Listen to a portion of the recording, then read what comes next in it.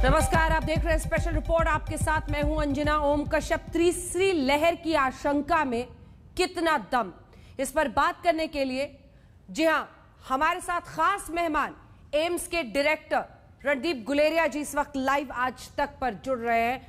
और रणदीप साहब, मुझे पता है कि डॉक्टर साहब बहुत मुश्किल है इस वक्त पर आपके लिए वक्त निकालना, लेकिन आज तक पर आप सामने आए हैं ताकि हमारे दर्शकों के जितने भी सवाल हैं वो एक एक करके हम आपसे पूछे। तो सवालों की शुरुआत करते हैं। बहुत स्वागत आपका आज तक पर।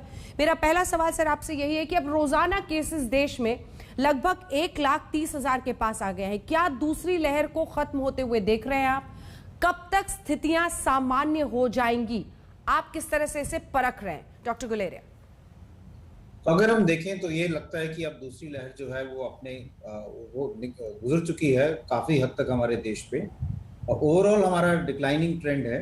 कुछ ऐसे राज्य हैं साउथ में और नॉर्थ ईस्ट में जहाँ पे अभी भी केसेस जो हैं काफ़ी हैं, तो वहाँ पर भी आस्ता आस्ता अगले 2 हफ्ते में केसेस कम हो जाने चाहिए। तो मेरी उम्मीद है कि इस महीने के आखिरी तक हमारी जो ये लहर है काफ़ी हद तक कम हो जाएगी, और उसके बाद हम सब लोगों को जो हमने पीछे गलतियां की हैं उससे सीखना चाहिए कि अगर केसेस कम हो गए हैं तो इसका ये मतलब नहीं कि कोविड खत्म हो गया है। वायरस अभी भी हमारे बीच में है, इसलिए कोविड अप्रोप्रिएट बिहेवियर, भीड़ नहीं इकट्ठी करना, 2 गज की दूरी रखना, वो और भी ज़रूरी है। क्योंकि अगर हम ये सब करेंगे तो हम तीसरी लहर से बच सकते हैं, या अगर तीसरी लहर आएगी भी तो बहुत मामूली होगी और ज़्यादा तकलीफ नहीं होगी हम सबको। सर, पिछली बार जो पहली लहर में हमने देखा था पीक सितंबर के महीने में आया था, काफी दिन बीत जाने के बाद। क्या अभी भी ऐसा लोगों के मन में डर रहता है? क्या अभी भी, क्योंकि हमने देखा कि एक दिन 1,27,000 केसेस हो गए थे, फिर वो 32 पर पहुंचा, फिर 34 पहुंचा, तो बड़ा रिलक्टेंटली ही ग्राफ नीचे जा रहा है। क्या ऐसी आशंका भी है कि केसेस बढ़ सकते हैं? अभी जहां अगर हम सारे देश की सिचुएशन देखें तो डाउनवर्ड ट्रेंड तो है, लेकिन कुछ हद तक ये डाउनवर्ड ट्रेंड इसलिए भी है कि हमारे यहाँ अभी कई राज्यों में काफी स्ट्रिक्ट लॉकडाउन है, और जैसे जैसे अब केसेस हमारे कम हो रहे हैं तो अनलॉकिंग शुरू हो रहा है। तो हमें ये देखना चाहिए कि हमारी अनलॉकिंग भी ग्रेडेड हो, एकदम हम सारा कुछ ना खोल दें, और हम अपनी सर्वेलेंस पूरी तरह से रखें कि अगर कहीं पर भी हमारे केसेस बढ़ना शुरू हो तो वहाँ पे एकदम फिर से कुछ हद तक कंटेनमेंट करें जिससे केसेस ना फैलें। और हमारी जो पॉलिसी है टेस्टिंग, ट्रैकिंग, ट्रीटिंग की, वो अभी भी चालू रखें, और हम टेस्टिंग अपने पूरी तरह से बढ़ाएं, क्योंकि अगर हम टेस्ट कर पाएंगे तो जल्दी केसेस पकड़ पाएंगे और उनको आगे नहीं फैलने देंगे। तो मेरा ये मानना है कि अगर हमें आगे तीसरी लहर से बचना है तो एक तो हमें कोविड अप्रोप्रिएट बिहेवियर पूरी तरह से करना पड़ेगा, दूसरा हमें अपनी सर्वेलेंस जो है वो बहुत अच्छी तरह से करनी पड़ेगी कि जहां पर भी लगा कि केस पॉजिटिविटी बढ़ रही है या हॉस्पिटल में केसेस बढ़ रहे हैं तो एकदम वहां पे कंटेनमेंट करें, और वैक्सीन ड्राइव को जितना हम बढ़ा सकते हैं उसको आगे बढ़ाएं। ठीक है, मैं आगे बहुत सारे सवाल है सर, लेकिन एक जल्दी से छोटा सा सवाल। लॉकडाउन पर जो ढील अभी से ही कई जगहों पर दी जा रही है, तीसरी वेव पर थोड़ी देर में आएंगे। लॉकडाउन में जो ढील दी जा रही है सर, मार्केट्स खुल रहे हैं, क्या ऐसे वक्त पर जब 1,30,000 के आसपास केसेस है, आपको लगता है कि ये अभी ठीक है या थोड़ा रुकना चाहिए? मेरे को ये लगता है कि हमें जहां जहां केसेस एरियाज में हमारी पॉजिटिविटी रेट अभी ज्यादा है, या अभी भी हमारे हॉस्पिटल में बिस्तर भरे हुए हैं पेशेंट से और हम और ज्यादा लोड नहीं ले सकते, वहां पे एकदम अनलॉकिंग करना शायद ठीक नहीं रहेगा, क्योंकि वहां पे ज्यादा चांसेस हैं कि अभी भी वायरस फैल रहा है, और जैसे हम अनलॉकिंग करेंगे भीड़ इकट्ठी शुरू होगी तो एकदम केसेस बढ़ सकते हैं। तो अनलॉकिंग में ग्रेडेड होना चाहिए और बहुत जल्दी नहीं करनी चाहिए। अब सर अगले सवाल पर आते हैं, तीसरी वेव को लेकर। अभी दूसरी लहर खत्म नहीं हुई है और तीसरी वेव पर लोग चर्चा कर रहे हैं, तो तीसरी वेव पर हमारा सवाल है, क्या सही में तीसरी वेव आ सकती है? क्या तीसरी वेव का कोई साइंटिफिक आधार है? लोगों के मन में कई सवाल हैं। लोग ये भी जानना चाहते हैं कि जैसे जब हम ब्रिटेन की हालत देखते हैं तो अक्टूबर में सेकेंड वेव और अब जून में एक थर्ड वेव वहां पर आने की शुरुआत हो गई है। क्या भारत में तीसरी लहर आने का कोई साइंटिफिक बेस है डॉक्टर गुलेरिया? अगर हम रेस्पिरेटरी वायरसेस की बात करें तो हम यही देखते हैं कि वो वेव्स में ही आती हैं, और अगर हम 1918 की बात करें जब पैंडेमिक हुआ था जिसमें बहुत लोगों की डेथ हुई थी, तो बाद में एक थर्ड वेव भी आया था, लेकिन थर्ड वेव के जो केसेस थे या डेथ्स थी वो सेकेंड वेव के मुकाबले बहुत कम थी। और हमने पहली बात इससे पहले भी देखा है कि जो हम और आउटब्रेक्स होते हैं रेस्पिरेटरी वायरस के, वो यूजुअली वेव्स में आते हैं, और ये भी समझना चाहिए कि वेव्स ये क्यों होती हैं। अगर हम देखें तो जब हमारे केसेस ज्यादा हुए तो हमने बहुत स्ट्रिक्ट लॉकडाउन किया, लोग भी डर गए, कोविड अप्रोप्रिएट बिहेवियर भी बहुत ज्यादा होने लगा, कई फंक्शंस कैंसिल हो गए। अब जैसे जैसे केसेस कम हो रहे हैं, ये सब चीजें खुल रही हैं, तो फिर से एक वायरस को मौका मिलता है फिर से फैलने के लिए, और फिर केसेस बढ़ने लगते हैं और एक और वेव आने लगती है। तो इसको रोकने के लिए कोविड अप्रोप्रिएट बिहेवियर, भीड़ नहीं इकट्ठा हो और हम अपना लॉकडाउन ग्रेजुअल करें, अनलॉकिंग ग्रेजुअली करें, तो तभी हम इस थर्ड वेव को रोक सकते हैं या उसको आने या उसकी जो पीक है उसको कम कर सकते हैं। यूके में सर फिर भी थर्ड वेव आया, लॉकडाउन, उन्होंने भारत जैसे देशों को रेड लिस्ट में डाल दिया है, यहां से कोई जा ही नहीं सकता वहां पर। वैक्सीनेशन बहुत तेजी से कर रहे हैं, कंप्लीशन की तरफ बढ़ रहे हैं, बावजूद इसके थर्ड वेव का आना, ये क्या बताता है? हमें ये समझना चाहिए कि जैसे हम अपनी तरफ से वायरस से लड़ रहे हैं, वायरस अपने सर्वाइवल के लिए हमसे लड़ रहा है, तो वायरस भी यही कोशिश कर रहा है कि एक इम्यून एस्केप मैकेनिज्म वो बनाए जिससे वो लोगों को इन्फेक्ट कर पाए। इसलिए ये बहुत जरूरी है कि वैक्सीन के साथ साथ कोविड अप्रोप्रिएट बिहेवियर भी हम एक वैक्सीन की, एक सोशल वैक्सीन समझ के उसको भी इम्प्लीमेंट करें। मान लो कोई भी वेरिएंट आए, नया वेरिएंट भी आ जाए, नया म्यूटेशन भी आ जाए, अगर हम मास्क लगाएंगे, अगर हम 2 गज की दूरी रखेंगे, भीड़ रोकेंगे, तो वो भी वेरिएंट नहीं फैल पाएगा और हमारे केसेस नहीं बढ़ेंगे।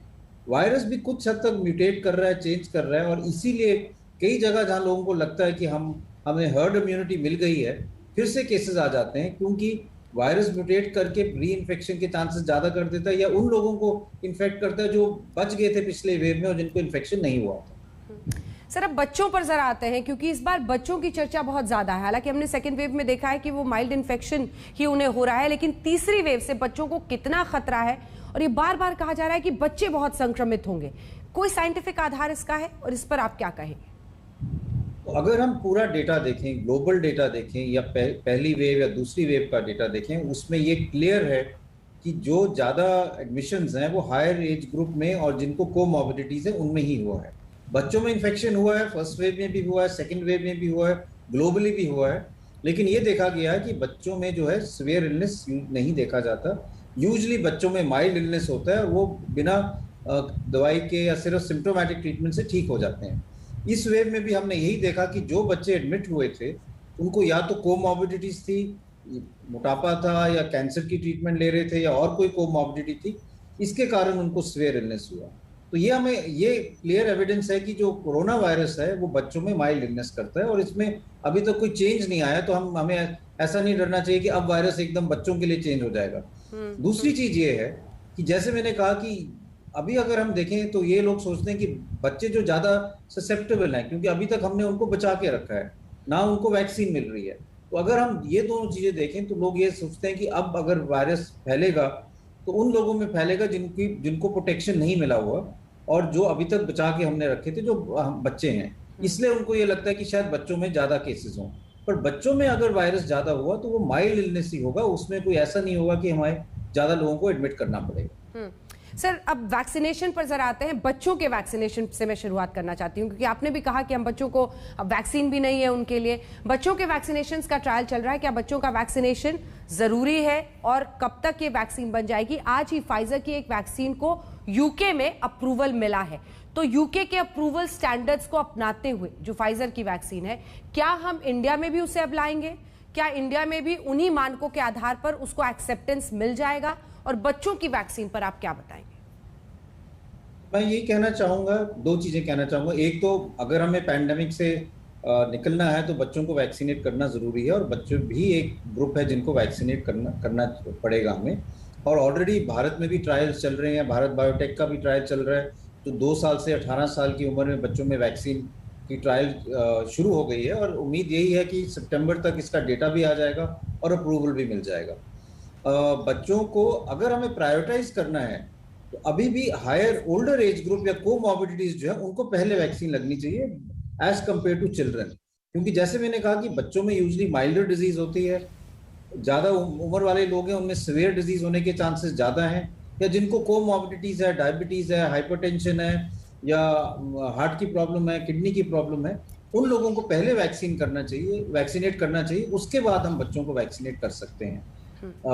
जो फाइजर की वैक्सीन की बात है, ये रेगुलेटरी अथॉरिटीज डिसाइड करेंगी, पर जैसे उन्होंने इमरजेंसी यूज ऑथराइजेशन दिया है कि अगर आपके ईयू मिला हुआ है यूके से, यूएसए से या डब्ल्यूएचओ से, तो तब ऑटोमेटिक ऑथराइजेशन मिल जाएगा।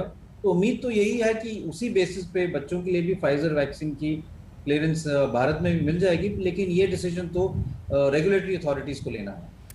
सर, बच्चे बहुत ध्यान से सुन रहे होंगे जो भी घर पे होंगे, और सबको ये लग रहा है कि उनके स्कूल कब खुलेंगे। आपको इस पर क्या लगता है, आपका क्या टेक है?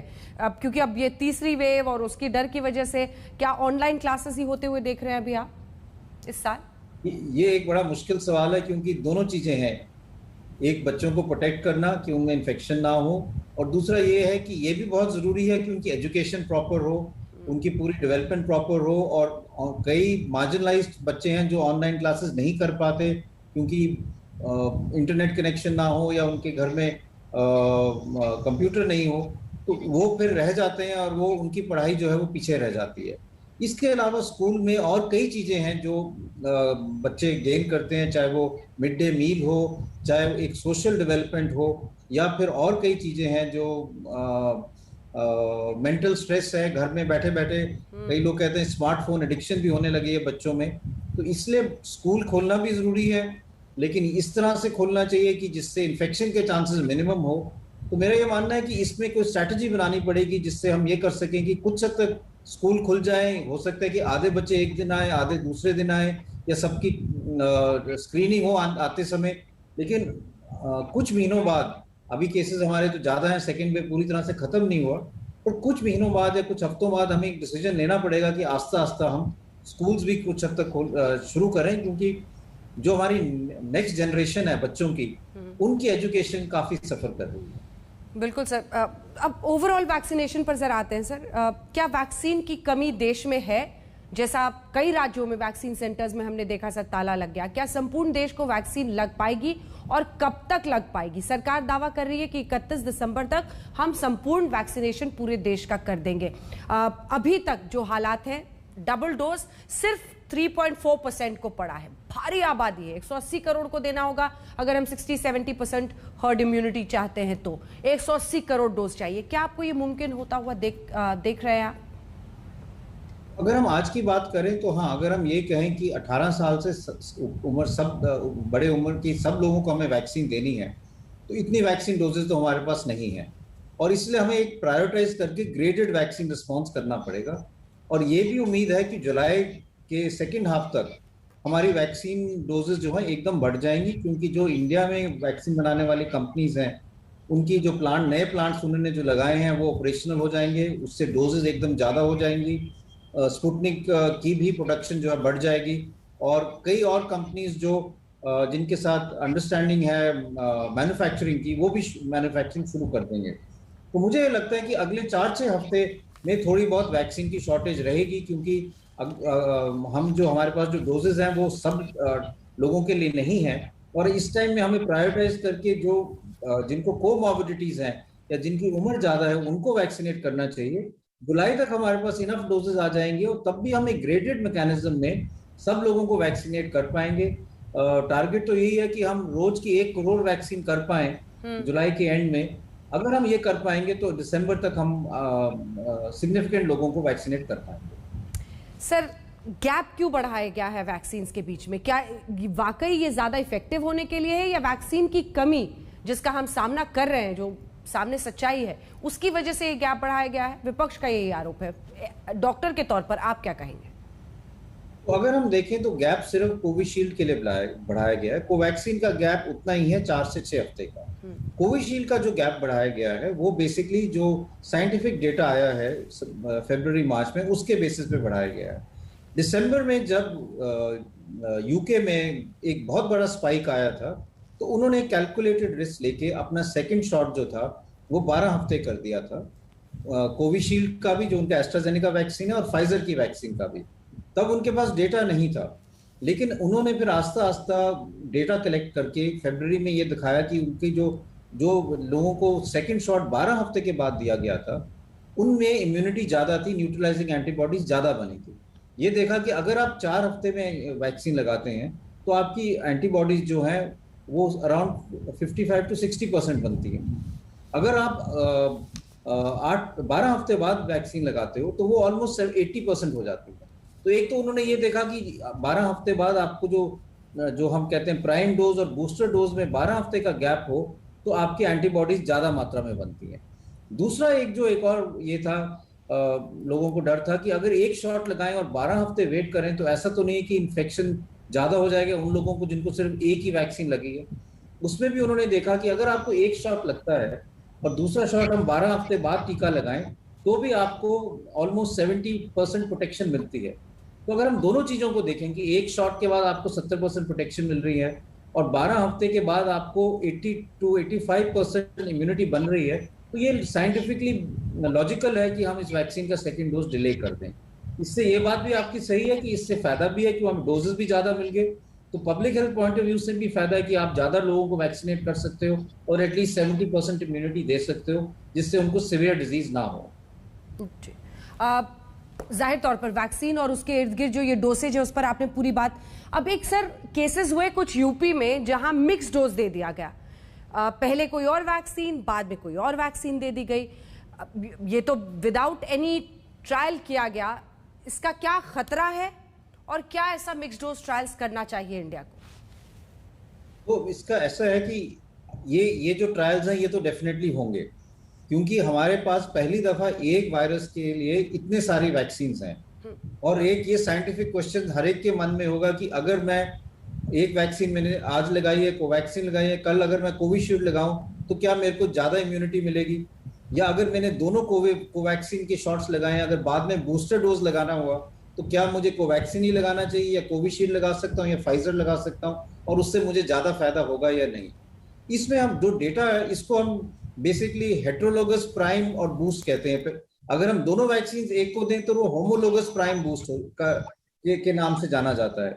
अगर हम प्राइम अलग दें और बूस्टर डोज अलग वैक्सीन का दें तो वो हेट्रोलोगस प्राइम बूस्ट मैकेनिज्म कहा जाता है, और ये पहले भी ट्राई किया गया है एबोला वैक्सीन के लिए।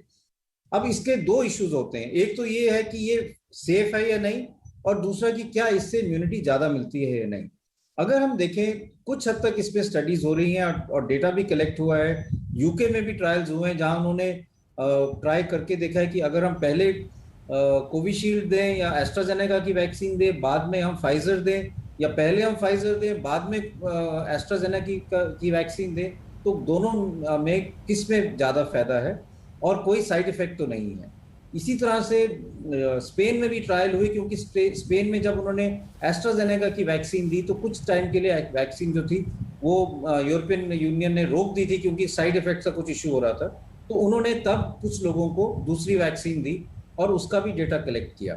तो उसमें 2-3 चीजें आई हैं। एक तो ये है कि रिलेटिवली सेफ है, कुछ डेटा आया है जिससे ये कहा गया कि अगर आप वैक्सीन मिक्स करते हो तो कुछ लोगों को बुखार, बॉडी एक्स ज्यादा हो रहा है एज कम्पेयर टू अगर आप दोनों एक ही टाइप की वैक्सीन दो। कुछ डेटा ये भी सजेस्ट कर रहा है कि शायद इम्यूनिटी ज्यादा होती है, लेकिन अभी ये पूरा डेटा रिसर्च में पब्लिश नहीं हुआ है, इसलिए कहना अभी मुश्किल है। तो मैं ये कहूंगा कि अभी जो है हमें वही वैक्सीन फर्स्ट डोज और सेकेंड डोज लेनी चाहिए, लेकिन हो सकता है कि अगले कुछ हफ्तों में या महीनों में जब और डेटा आएगा तो हम मिक्स और मैच भी कर सकते हैं। ठीक है।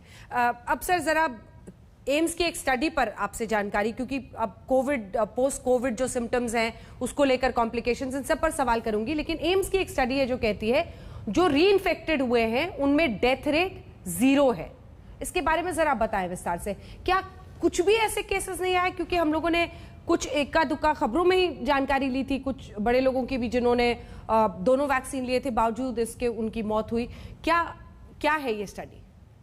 नहीं, ये तो कहना बिल्कुल सही नहीं होगा कि जिनको री इन्फेक्शन हुआ या ब्रेक थ्रू इन्फेक्शन जो हम कहते हैं फर्स्ट डोज की वैक्सीन के बाद या सेकंड डोज की वैक्सीन के बाद उनको सीवियर डिजीज नहीं हुआ या डेथ नहीं हुआ। लेकिन ये डेटा हमारे पास भी है और लोगों का भी है कि अगर हम ये देखें कि जिनको वैक्सीन लगी है तो उनको as a whole milder disease हुई है एज कम्पेयर टू दोज जिनको वैक्सीन नहीं लगी थी। जो एम्स की स्टडी है वो तो एक स्मॉल स्टडी है जिसमें ओनली अराउंड 63 लोगों को लिया गया जो इमरजेंसी में आए थे जिनको कोविड हुआ और जो वैक्सीन लगा चुके थे, उसमें 2-3 चीजें देखी गई। एक तो यही कि उनमें जो स्ट्रेन पाया गया, वो जो स्ट्रेन था, वो जो न्यू वेरिएंट्स हैं जो हम कह रहे हैं, जो इंडिया में पाए गए हैं और जो यूके में पाए गए थे, जिनको अब हम दूसरे नाम से जानते हैं, अल्फा स्ट्रेन और डेल्टा स्ट्रेन, वो वाले जो स्ट्रेन हैं वो ज्यादातर पाए गए। और ये देखा गया कि ब्रेक थ्रू इन्फेक्शन इन स्ट्रेन से हुआ था।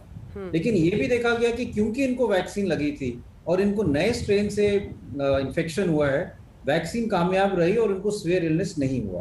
तो इससे जो मेरी तरफ से जो मुझे लगता है जो हम मैसेज कह सकते हैं, वो ये कह सकते हैं कि जो वैक्सीन है वो नए स्ट्रेन से भी प्रोटेक्शन देती है। और ये दोनों कोवैक्सीन और कोविशील्ड वाले लोग थे।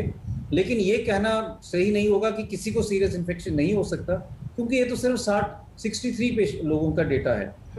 ये तो बहुत छोटा सैंपल साइज है जी। अब सब एंटीबॉडीज पर आते हैं और उसके बाद कोविड कॉम्प्लिकेशंस पर, पोस्ट कोविड कॉम्प्लिकेशंस जिसे कहा जा रहा है। एंटीबॉडीज, क्या इस पर कोई कारगर स्टडी है जो बताए कि एंटीबॉडीज कितने दिन तक कारगर रहते हैं?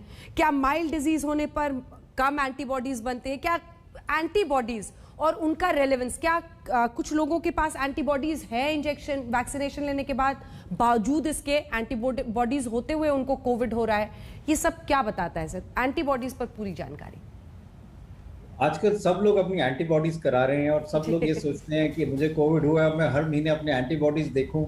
और कई लोग मुझे टेलीफोन भी ये करते हैं कि मेरी एंटीबॉडीज कम हो गई, क्या मैं एक और वैक्सीन का शॉट ले लूं?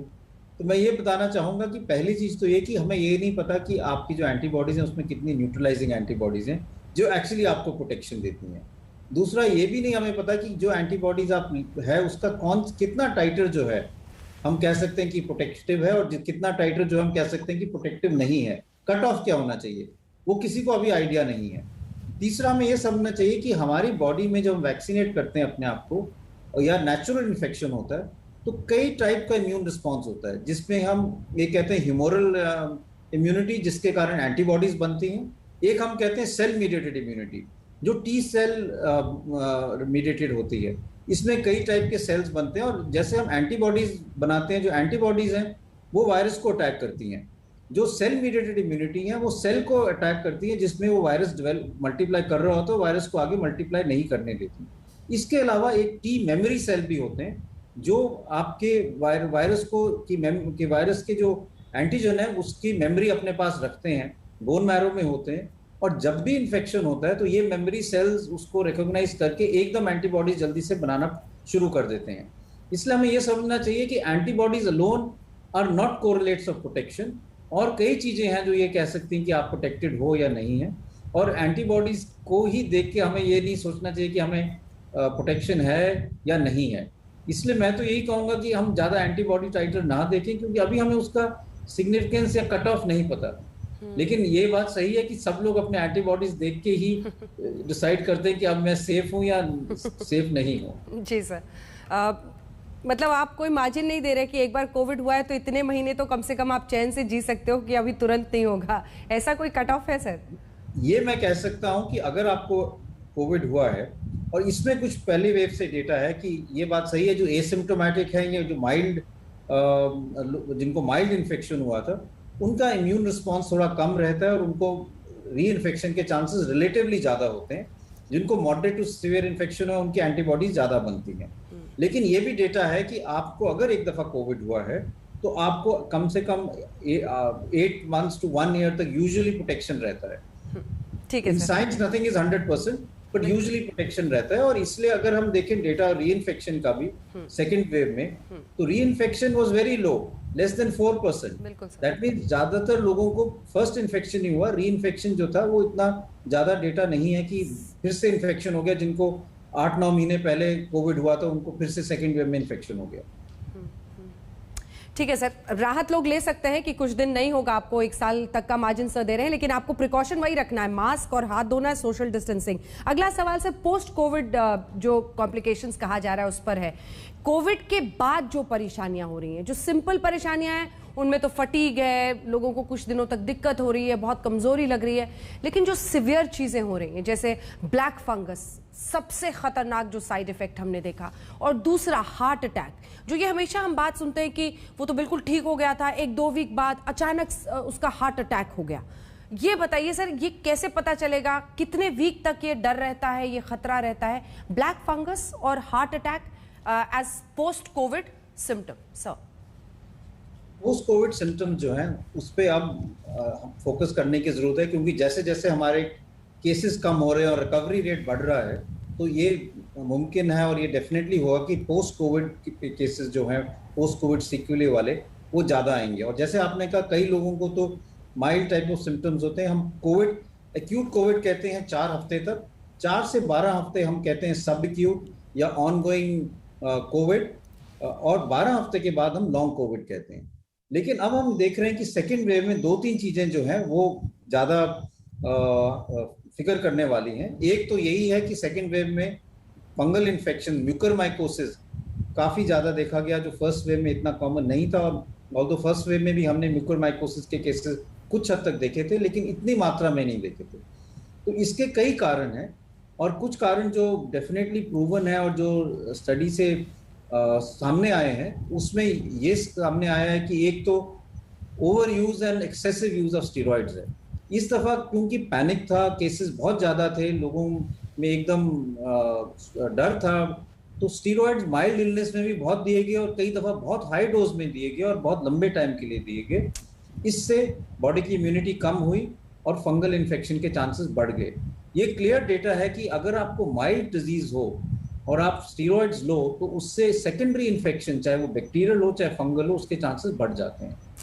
दूसरा चीज़ ये है कि India is known as diabetic capital of world. हमारे यहाँ बहुत लोग हैं जिनको डायबिटीज़ की तकलीफ है, और ज़्यादातर ऐसे भी लोग हैं जिनको पता ही नहीं है कि उनको डायबिटीज़ है, कभी टेस्ट ही नहीं कराया, या उनकी शुगर कंट्रोल में नहीं है। तो जब उनको कोविड इन्फेक्शन होता है तो शुगर एकदम बढ़ जाती है, साथ में स्टेरॉइड्स भी लें तो शुगर बढ़ जाती है, और ये 3 कॉम्बिनेशन, कोविड का जिससे इम्यूनिटी कम होती है, स्टेरॉइड्स और डायबिटीज़ के कारण ब्लैक फंगस जो है वो कोविड के दौरान और कोविड की रिकवरी के बाद बहुत ज़्यादा लोगों में पाया गया, काफ़ी हद तक ये देखा गया। और ये ज़्यादा मुश्किल है ट्रीट करना, क्योंकि सर्जरी भी करनी पड़ती है और कई महीनों तक एंटी फंगल देना पड़ता है। इसलिए ये बहुत ज़रूरी है कि हम इसके प्रिवेंटिव मेजर्स लें, और इसलिए judicious use of medication and good observation, कि अगर है तो जल्दी से डायग्नोज होकर उसको जल्दी से हम ट्रीट करें, जिससे वो ज़्यादा बोन्स में या ब्रेन के अंदर ना फैलें। तो एक तो ये बहुत ज़रूरी है। दूसरा ये है कि कोविड को हम जानते हैं कि covid is a systemic illness, मतलब ज़्यादातर वो फेफड़े में असर करता है, इट कॉजेज निमोनिया। बट हम ये भी जानते हैं कि कोविड के कारण जो खून की नालियाँ हैं उनमें सोजिश हो जाती है, जिसको हम एंडोथेलाइटिस कहते हैं, और उसके कारण क्लॉटिंग के चांसेस ज़्यादा बढ़ जाते हैं। और इसलिए हम देखते हैं कि covid is also known to cause increase clotting.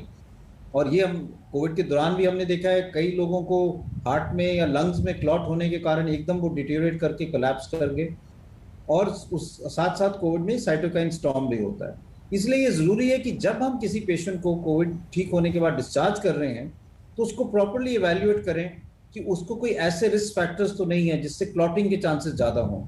अगर किसी कोई बेड रिडन है, या कोई वजन ज़्यादा है, जिसका ओबेसिटी है, या और कोई ऐसे रिस्क फैक्टर्स हों, तो उन लोगों को कुछ दिन के लिए एंटीकोगुलेंट्स या ब्लड थिनर देने की ज़रूरत पड़ती है, क्योंकि उनमें ये क्लॉटिंग के चांसेस अभी भी रहते हैं, और फिर वो घर जाके कभी कभी उनको हार्ट अटैक या लंग्स में क्लॉट बनने के चांसेस रहते हैं। तो जैसे हम पहले ट्रीट कर रहे थे कोविड को, उससे एडिशनल ट्रीटमेंट की ज़रूरत है, स्पेशली ऑन फॉलोअप, क्योंकि टेस्ट करने की ज़रूरत भी है और पेशेंट की प्रोफाइल देखने की ज़रूरत भी है, और उसके बेसिस पे डिसाइड करने की ज़रूरत है कि ब्लड थिनर्स की ज़रूरत है या नहीं है। सब पेशेंट्स को ज़रूरत नहीं है, स्मॉल परसेंटेज को की ज़रूरत पड़ सकती है, लेकिन उनको आइडेंटिफाई करना बहुत ज़रूरी है। तो ये एक सवाल लीडिंग क्वेश्चन है सर इससे, कि क्या ये हार्ट अटैक जो भी है, ये सिर्फ यही ब्लड क्लॉटिंग यानी खून का थक्का होने की वजह से ही ये हो रहा है, ए, और बी, क्या ये माइल्ड केसेस में भी हो सकता है, या मॉडरेट और सिवियर केसेस में ही इसकी ज्यादा आशंका रहती है?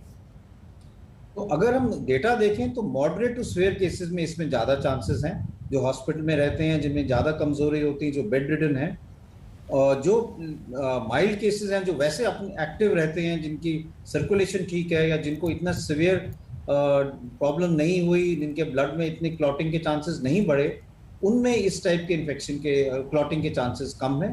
इसमें दो चीजें हो सकती हैं, एक तो जैसे आप कह रहे हो हार्ट अटैक, लेकिन और ये हो सकता है कि लंग्स में जाके क्लॉट फंस सकता है, जिससे एकदम ऑक्सीजन कम होने से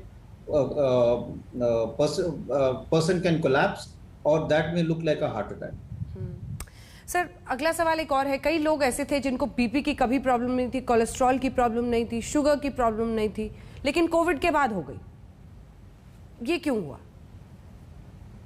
कुछ हद तक जैसे मैंने कहा कि कोविड इज अ सिचुएशन जो बॉडी में एक स्ट्रेस सिचुएशन करता है, और कुछ लोगों के जो बॉर्डरलाइन डायबिटिक्स हैं उनको कोविड के बाद स्ट्रेस के कारण, इन्फेक्शन के कारण शुगर्स बढ़ जाती हैं और उनके एकदम डायबिटीज जो बॉर्डरलाइन था वो एकदम मैनिफेस्ट हो जाता है, एकदम डायग्नोज हो जाता है कि इनको डायबिटीज है, स्टेरॉइड से भी।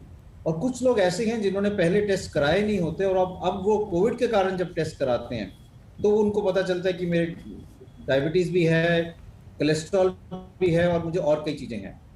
कई लोग ऐसे हैं जो उनको स्ट्रेस के कारण ब्लड प्रेशर बढ़ जाता है और उनको हम सिम्टोमेटिक ट्रीटमेंट देते हैं, थोड़े दिनों तक नॉन फार्माकोलॉजिकल ट्रीटमेंट, जैसे नमक कम खाया, थोड़ा सा ब्रीदिंग एक्सरसाइज की, मेडिटेशन की, तो उनका ब्लड प्रेशर आस्ता आस्ता कम हो जाता है।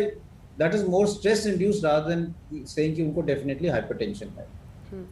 सर अब ब्लैक फंगस पे बच्चों का एक सवाल रह गया था, क्या बच्चों, क्योंकि कुछ केसेस ऐसे आए हैं कि बच्चों में भी ब्लैक फंगस देखा गया है, जिन्हें कोरोना कभी नहीं हुआ है, क्या वो भी ससेप्टेबल हो सकते हैं इस ब्लैक फंगस को? इसका इन्फेक्शन का जो तरीका है कंटेजियस है नहीं है, ये सब बताएं सर। ब्लैक फंगस कंटेजियस नहीं है। ऐसा नहीं है कि ब्लैक फंगस एक व्यक्ति से दूसरे व्यक्ति में फैलता है जैसे हम कोविड की बात करते हैं। तो इसलिए ये घबराने की बात नहीं कि आपके घर में या हॉस्पिटल में आपके साथ कोई पेशेंट है जिसको ब्लैक फंगस है तो आपको हो जाएगा। कंटेजियस इन्फेक्शन नहीं है। लेकिन ये जो फंगस है ये आम हवा में होता है, सॉइल में पाया जाता है, कई दफ़ा आपके नाक और मुंह में आ सकता है, लेकिन अगर आपकी इम्यूनिटी ठीक है तो आप ये फंगस आप में कुछ कर नहीं सकता। ब्लैक फंगस के केसेस हम पहले भी देखते थे, म्यूकोरमाइकोसिस कोविड से पहले भी देखा जाता था, उन लोगों में देखा जाता था जिनकी इम्यूनिटी कम है, जिनकी शुगर बहुत ज़्यादा कंट्रोल नहीं हो रही, या जो कीमोथेरेपी पे पेशेंट्स हैं, या पोस्ट ट्रांसप्लांट पेशेंट है जो दवाई ले रहे हैं जिससे उनकी इम्यूनिटी कम है, तो उनमें ये फंगल इन्फेक्शन भी देखा जाता था। बच्चों में भी देखा जाता था, अडल्ट में भी देखा जाता था, लेकिन it was not that common. अब ऐसा हुआ है कि ये बहुत कॉमन हो गया क्योंकि कोविड के साथ जो और चीज़ें जुड़ गई हैं और कोविड इटसेल्फ, तो एकदम केसेस इस सेकेंड वेव में बहुत ज़्यादा देखे जा रहे हैं। ये अगले सवाल पर अब आते हैं। 2DG दवा जो आई है सर, इस पर आपकी क्या राय है कोविड ट्रीटमेंट की? जी, दवाई जो है DRDO की रिसर्च से बनी है। ये दवाई पहले भी अवेलेबल थी, it was used as radio sensitizer and other things, और ये डॉक्टर रेड्डीज लेबोरेटरी इसको मार्केट कर रही हैं। जो उनका डेटा है उसमें ये दिखाया गया है कि इससे ऑक्सीजन की रिक्वायरमेंट कुछ हद तक कम हो सकती है इन माइल्ड केसेस, और वायरल रेप्लिकेशन भी रुक सकता है। So it is decreasing viral replication and decreasing inflammation. मेरा ये मानना है कि हमें इसमें और स्टडीज करने की जरूरत है टू डेफिनेटली बी शोइंग कि in larger study population it is useful. अभी जो स्टडी है उसमें जो पॉपुलेशन है कम लोगों में की गई है, हमें इसमें और लोगों और ज्यादा पॉपुलेशन में बड़ी स्टडी करके एस्टैब्लिश करना चाहिए कि इसका एग्जैक्टली रोल कहाँ पे है, माइल्ड केसेस में, मॉडरेट केसेस में, कोमॉर्बिडिटीज वालों में, या जिनको ऑक्सीजन कम हो रही है, या लेटर स्टेज में। तो दवाई अभी है, इसको ट्राई करने की जरूरत है। पॉसिबल है कि इसमें इससे काफी फर्क पड़ जाए, लेकिन डेटा और चाहिए। अब सर कई लोग ऐसे होंगे जो इस वक्त भी दूसरी लहर के बाद कोविड को झेल चुके होंगे, लोगों में ये डर लगा रहता है कि कब तक एहतियात बरतें, कब तक काम पर नहीं जाएं, कब तक एक्सरसाइज नहीं करें, और अगर बॉडी को एक्सरसाइज करें तो कब से शुरुआत करें, कितना एक्सरसाइज करना माइल्ड एक्सरसाइज है, कितना करना ज्यादा एक्सरसाइज है, कब तक एहतियात बरतें सर? कौन सी ऐसी चीजें हैं जिसके लिए लुकआउट पर रहे हैं हमेशा, क्योंकि अभी भी लोग जो वापस काम पर आते हैं मन में बड़ा डर होता है, कितने वीक्स तक? आपकी बात सही है कि दो चीजें हैं इसमें। एक तो वही चीज है कि अगर हम कोविड से बचना चाहते हैं तो अभी तो इस साल भर तो मैं कहूँगा प्रिकॉशन रखना बहुत ज़रूरी है। कोविड अप्रोप्रिएट बिहेवियर, मास्क लगाना और भीड़ नहीं इकट्ठी होने देना, ये हम सबकी जिम्मेदारी है कि हम इस पे पूरा ध्यान रखें। दूसरी चीज ये है कि जहां पर भी हम जाएं, चाहे अपना ऑफिस हो चाहे और जगह पे हो, देखें कि अंदर इंडोर एनवायरनमेंट में क्रॉस वेंटिलेशन अच्छी हो, फ्लो ऑफ, जैसे लोग आ रहे हैं तो एक जगह से अंदर आए, दूसरी जगह से बाहर जाएं, जिससे क्रॉसिंग ना हो। और अगर आपको जाना है तो अगर सीढ़ी यूज करते हैं तो सीढ़ी यूज कीजिए, लिफ्ट ना यूज कीजिए, और सर भीड़ ना इकट्ठे होने दें। खाना खाना है या चाय पीनी है तो अलग पिए। अब एक ये आदत हो जाती है ऑफिस में कि सब लोग इकट्ठे बैठ के अपना मास्क नीचे करके चाय पीते हैं या खाना खाते हैं। तो हमें ये पता है कि कोविड एसिम्प्टोमेटिक भी हो सकता है, तो आप में से ही किसी को अगर कोविड है तो औरों में वो इन्फेक्शन फैल सकता है। दूसरा, हम ये भी जानते हैं कि एरोसॉल इन्फेक्शन भी रह सकता है। ड्रॉपलेट तो है लेकिन हवा में भी काफी घंटे तक वायरस रह सकता है।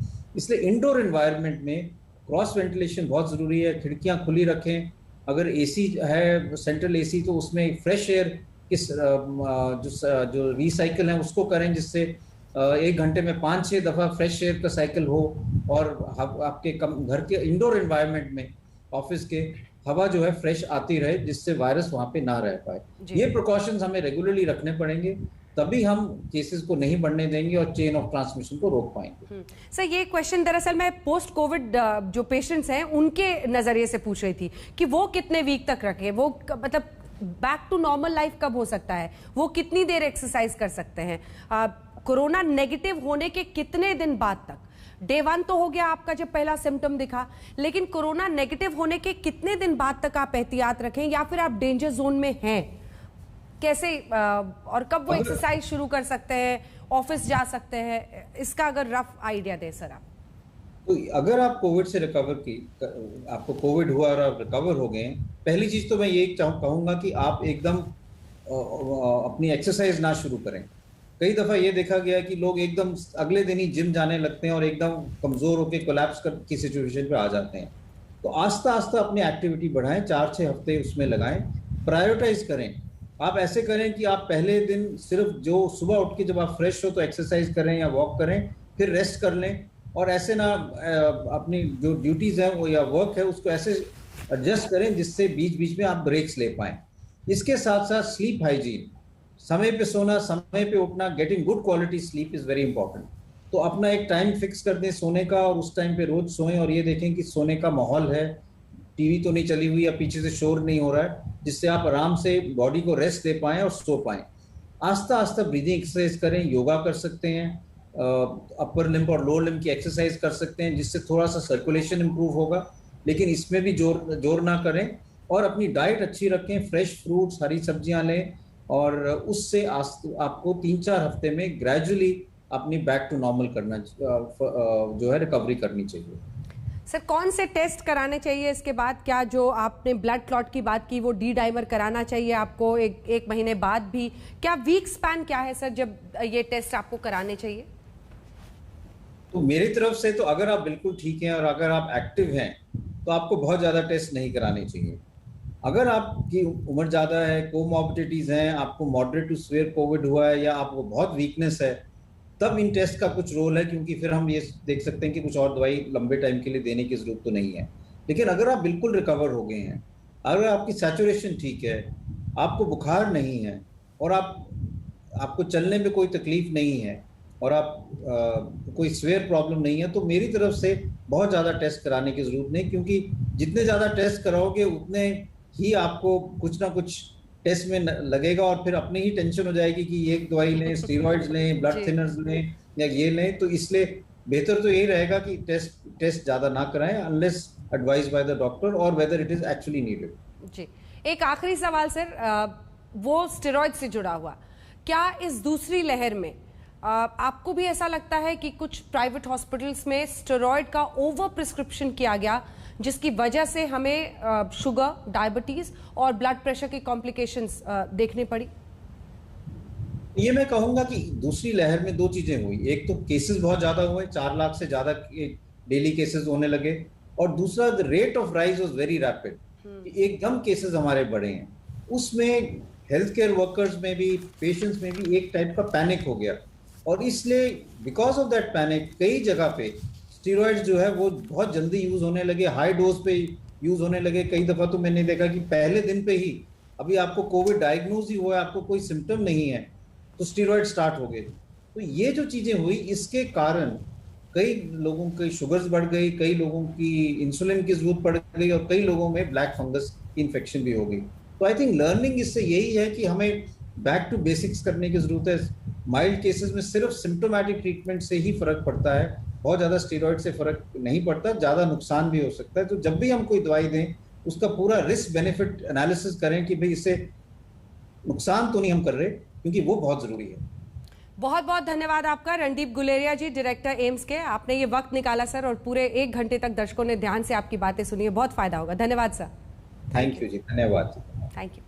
तो डॉक्टर रणदीप गुलेरिया को आप सुन रहे थे, जिनका ये कहना था कि स्टेरॉइड्स को लेकर कम से कम नुकसान जो है उसको समझने की जरूरत है। डॉक्टर प्रिस्क्राइब करे, अगर परेशानियां बहुत ज्यादा हैं उसी हिसाब से उसका प्रिस्क्रिप्शन होना चाहिए, क्योंकि डायबिटीज से लेकर ब्लैक फंगस जैसी परेशानियां उसके बाद से कई लोगों को इस लहर में हुई हैं। उन्होंने ये भी कहा कि इससे पहले स्पेनिश फ्लू में तीसरी लहर आई थी, आ सकती है, लेकिन तैयारी पूरी रहेगी तो हम डट के मुकाबला करेंगे। उन्होंने ये भी कहा कि वैक्सीनेशन के लिए जो टारगेट सेट किए गए हैं वो मुमकिन है, चाहे वो 1 करोड़ रोजाना का टारगेट हो 1-1.5 महीने बाद, या फिर इस साल के अंत तक सभी को वैक्सीनेशन करने का। उन्होंने कहा ये मुमकिन है, लेकिन उसके लिए पूरी ताकत झोंकनी होगी। मास्क, हाथ धोना, सामाजिक दूरी बहुत जरूरी है। इसी के साथ स्पेशल रिपोर्ट में इतना ही। आप देखते रहिए आज तक।